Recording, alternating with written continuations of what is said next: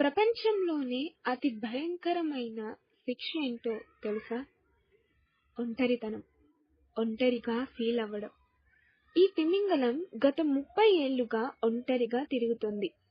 దీనిని 52 హెడ్జ్ వేల్ అని కూడా అంటారు. మామూలు తిమింగలాలు 10 to 35 హెర్ట్జ్ సౌండ్ చేస్తాయి.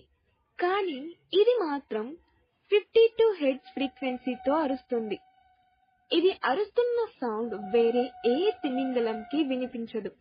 అంటే ఇది తన బాధని చెప్పుకున్నా, తన ప్రేమని వ్యక్తం చేసినా దీనికి ఎప్పటికీ రిప్లై అనేది రాదు. సైంటిస్ట్ దీన్ని వరల్డ్స్ లోన్లీయెస్ట్ వేల్ అని కూడా పిలుస్తారు. ఇది ఎక్కడుందో తెలుసు, కానీ ఇది ఎవరో, ఎందుకిలా అరుస్తుందో ఇప్పటికీ ఒక మిస్టరీ.